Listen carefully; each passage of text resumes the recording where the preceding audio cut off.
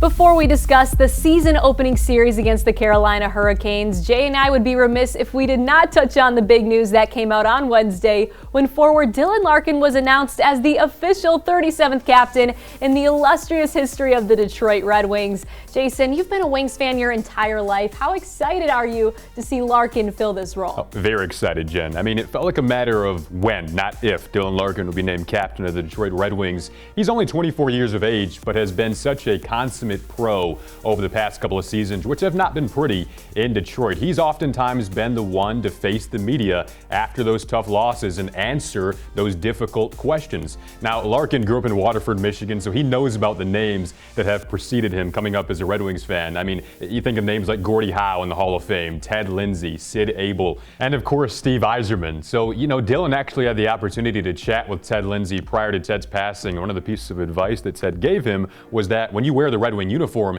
it means so much more than what you do on the ice. It's about what you do off the ice as well. And Dylan Larkin has truly endeared himself to the Red Wing fan base by way of having his own hockey school here in Detroit and visiting children's hospitals. So in more ways than one, G, he has earned that C on the uniform.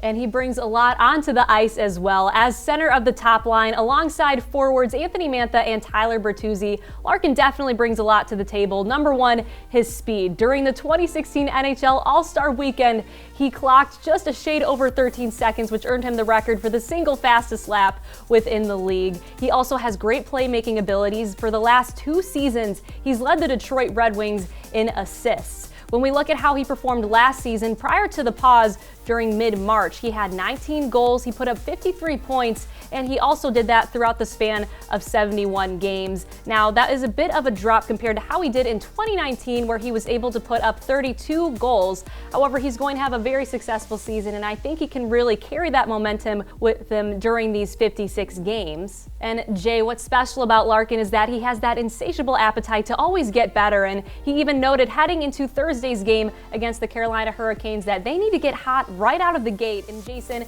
they especially need to do that in this new division that is overflowing with offensive talent. That's so true. And, this weekend's matchup against Carolina provides quite the task when it comes to getting off to a hot start, because Carolina has an ample amount of offensive talent. You look at what could potentially be their top line with Andrei Svechnikov, Sebastian Aho, and Teuvo Teravainen, and those 3 players have been marvelous during their brief tenures with the Hurricanes. Starting out with Aho, who led the team in goals last year with 38. That number was 6th in the NHL a season ago. He's just 23 years of age.